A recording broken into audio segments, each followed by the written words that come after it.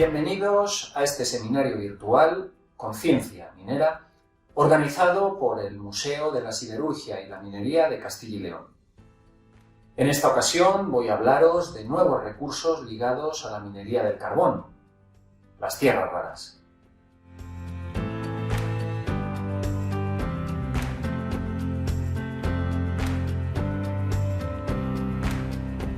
En septiembre de 2010, China decidió prohibir las exportaciones de tierras raras a Japón tras el incidente de Senkaku, en el que el barco pesquero chino Minjin entró de forma deliberada en una zona marina disputada, colisionando con un buque de la Armada de Japón. El contencioso diplomático tuvo como reacción el cierre del mercado de las tierras raras y desencadenó un impacto económico mundial sin precedentes que obligó a Estados Unidos a tomar medidas excepcionales para revertir el conflicto. Los precios de estos minerales llegaron a dispararse en el mercado hasta adquirir valores superiores al oro. En la actualidad, China controla más del 80% de la producción mundial de estos elementos, que se encuentran en la mayoría de los objetos que nos rodean, desde aparatos electrónicos, la generación de energías limpias y eficientes o en diferentes ámbitos de la medicina. Este control no se debe exclusivamente al gran volumen de estos recursos que presenta el país, sino también a la facilidad otorgada por la legislación medioambiental más laxa que garantiza una elevada producción sin apenas restricciones. El corte en el suministro de estos elementos supuso la búsqueda y explotación en otros países. En nuestro caso, un estudio que hemos realizado en colaboración con los físicos de la Universidad de Cantabria ha proporcionado resultados prometedores para la extracción de algunos lantánidos como el germanio a partir de restos de carbón extraídos de escombreras de las minas leonesas y palentinas. El objetivo de este estudio es poder extraer a partir de un residuo sin valor en el mercado un elemento de alto valor económico con ingresos globales por encima de los 3 billones de dólares americanos en 2018 y capaz, además, de generar un beneficio medioambiental al eliminar los estériles del carbón. Desde la antigüedad, el ser humano ha aprovechado los recursos que le brindaba la tierra para su propio beneficio. Desde los primeros usos de las rocas y minerales para la elaboración de útiles y la producción de pigmentos para la elaboración del arte rupestre, que supuso la primera expresión del lenguaje de forma simbólica durante la prehistoria, hasta la explotación de metales que llevó al establecimiento de élites y una futura estratificación social de la población entre el séptimo y el primer milenio antes de nuestra era. El crecimiento de las civilizaciones se debió en gran medida al aprovechamiento de recursos, como el oro en época romana, cuyos restos son aún visibles en muchos puntos de la geografía leonesa. El empleo de la turba para calentar las viviendas durante la Edad Media o el avance de la metalurgia durante el Renacimiento proporcionaron un rápido desarrollo socioeconómico y crecimiento de la población europea hasta la llegada de la Revolución Industrial, donde el carbón supuso un desarrollo sin precedentes en la historia de la humanidad. Hubo que esperar, no obstante, hasta mediados del siglo pasado para que el petróleo diese otro empujón significativo al desarrollo humano y con él la entrada en la nueva era, denominada Era de los Materiales, que sin duda ha contribuido a la mejora de la calidad de vida y al desarrollo de las economías de todo el mundo.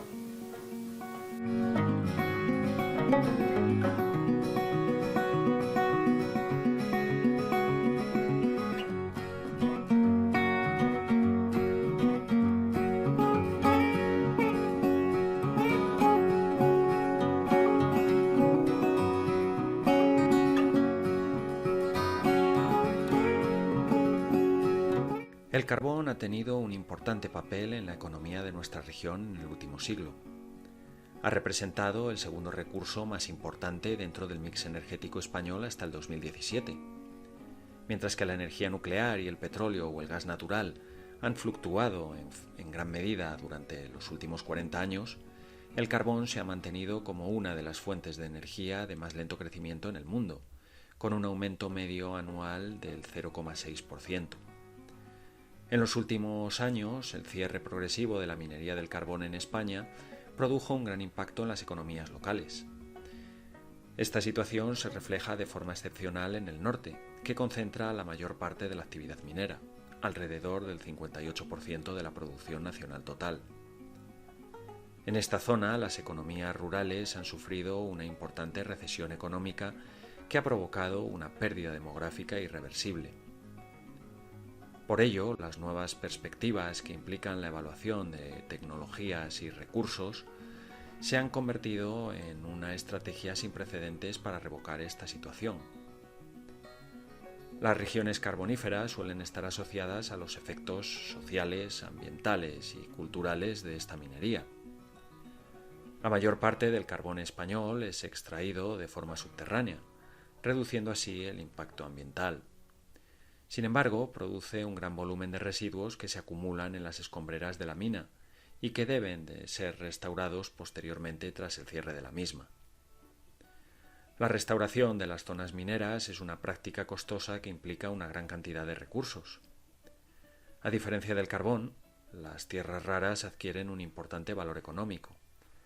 Por lo tanto, la obtención de estos elementos puede aumentar de forma significativa el valor de mercado del carbón, reduciendo las emisiones de CO2 y el material de desecho. Como sabéis, el carbón se forma por reacciones físico-químicas que se producen por el calentamiento térmico de la materia orgánica vegetal durante el enterramiento en las cuencas sedimentarias, donde la ausencia de oxígeno inhibe la actividad de bacterias descomponedoras de la materia orgánica, garantizando así la preservación de los restos y su transformación en carbón. Así pues, según el momento y la cantidad de calor al que se somete el carbón, se establece una clasificación que varía desde el más bajo contenido en carbono, lo que denominamos turba, hasta el de mayor contenido, la perantracita, que presenta más del 80% en carbono. Los depósitos mundiales de carbón están situados a lo largo de la llamada faja mundial del carbón, que se extiende desde América Central y el occidente de Europa hasta Asia Central.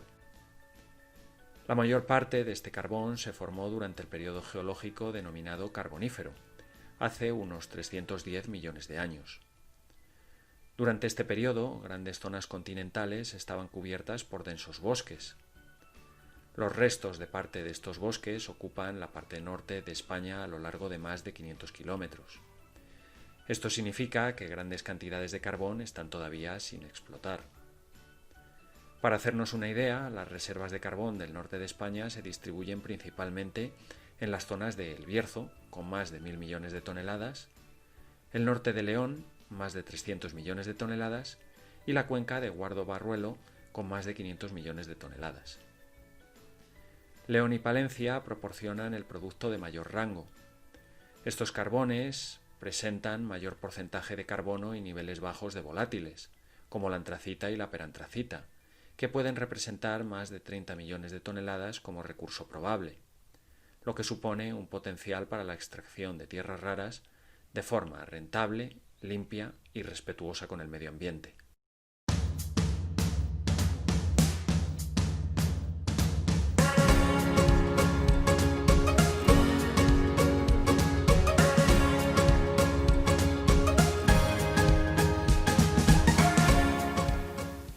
Pero, ¿qué son exactamente las tierras raras y cómo podemos obtenerlas a partir del carbón? Las tierras raras constituyen un grupo de minerales críticos, es decir, adquieren un enorme interés geopolítico, cuya escasez podría causar daños a las economías mundiales, bien por el riesgo que presenta su suministro o por el potencial para ser sustituidos en caso de necesidad por parte de la industria. El término raras hace referencia no a la rareza de estos elementos, que se conocen desde el siglo XVIII, sino a su escasa concentración en nuestro planeta. Este tipo de minerales constituyen una serie de óxidos y carbonatos metálicos. Su descubridor fue el químico Carl Arrhenius.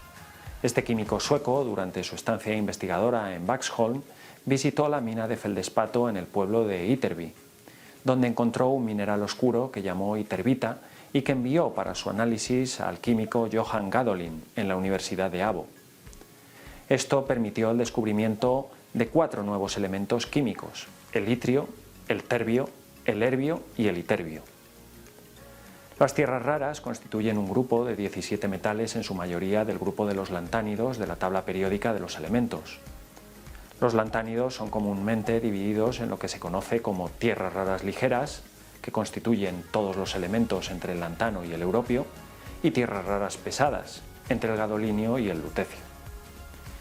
Este tipo de elementos se caracterizan porque presentan un radio atómico elevado en comparación con otros minerales, una gran carga y, además, no entran en la estructura de los minerales más comunes, como los silicatos. Generalmente suelen presentarse en la estructura de otros minerales, como la basnaesita, que llega a contener entre el 60 y el 70% de óxidos de tierras raras, la monacita, la xenotima o también el apatito. Como ya expuse al principio de esta conferencia, los principales productores son China, Rusia, India y Brasil, siendo China el país con las mayores reservas mundiales, junto con otros países de la Commonwealth y Estados Unidos. Desde el punto de vista económico y a diferencia de otros metales de interés como el oro, el cobre o el litio, las tierras raras imponen su precio por la oferta y la demanda. Ya que no cotizan en bolsa, sino en cotizaciones privadas a la luz de los inversores, se ha impulsado la creación de una serie de fondos de inversión a largo plazo para sacar ganancia a su futura escasez. Para hacernos una idea de su importancia, en esta tabla se registran las variaciones del precio en el mercado de algunos de los elementos de mayor uso en la industria.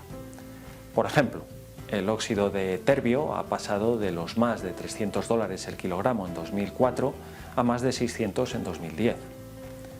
Similares variaciones se pueden observar para otros elementos de interés como el praseodimio o el óxido de iterbio. Pero, ¿dónde reside realmente su importancia? Hoy en día, los óxidos y carbonatos de tierras raras adquieren una enorme relevancia en campos tan diversos como el tecnológico. Los iPods, tablets y smartphones pueden contener disprosio, neodimio o praseodimio. Pero también están presentes en la fibra óptica que lleva Internet a nuestras casas, como el europio y el itrio. Hoy son además imprescindibles en la producción de energías limpias para la fabricación de lámparas de bajo consumo, turbinas eólicas y vehículos híbridos. Las tierras raras ligeras pueden acumularse en alimentos. Algunos estudios muestran que cereales recogidos en zonas mineras presentan concentraciones inferiores a las aceptables. Pero pueden también tener ciertos beneficios, especialmente en el ámbito de la medicina. Los denominados metalofármacos, cuya actividad está indicada como antiemética, antimicrobiana o antitumoral, contienen cationes lantánidos con propiedades similares a las del calcio, de forma que pueden controlar los daños oxidativos producidos por los radicales libres. El uso de algunos de estos metales, como el nitrato de cerio, para controlar vómitos en las mujeres embarazadas, se remonta a la mitad del siglo XIX. Posteriormente se utilizaría también para el tratamiento de las colitis ulcerosas y las diarreas crónicas. También se viene utilizando como agente antibacteriano. Las tierras raras son especialmente eficaces para reducir los periodos de hospitalización y tratamiento, especialmente en algunas enfermedades. El gadolinio se utiliza como contraste en la detección de los tumores y los tratamientos con radionucleidos para reducir las masas tumorales y detener el crecimiento del cáncer son hoy una realidad gracias al iterbio 90, el DOTATOC, y el lutecio 177, el DOTATE. Los lantánidos se vienen además utilizando desde principios del siglo pasado.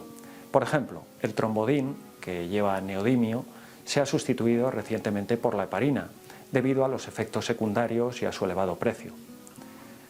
La industria armamentística también hace uso de algunas tierras raras, como el samario.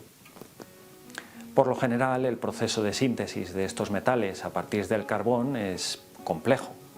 Requiere del uso de diferentes metodologías, como la separación fotoquímica por excitación de electrones, la extracción con disolventes o la purificación con cambio iónico. También se utiliza la extracción supercrítica mediante reacciones térmicas con aplicación de una suspensión acuosa de óxidos y CO2. Todos estos métodos permiten la extracción de tierras raras a partir del carbón y pueden proporcionar nuevas vías para la obtención de nuevos recursos que contribuyan al desarrollo de tecnologías más baratas, duraderas y respetuosas con el medio ambiente. Ante todo lo expuesto en esta presentación, cabe preguntarse si realmente estamos preparados para darle una nueva oportunidad a nuestros carbones.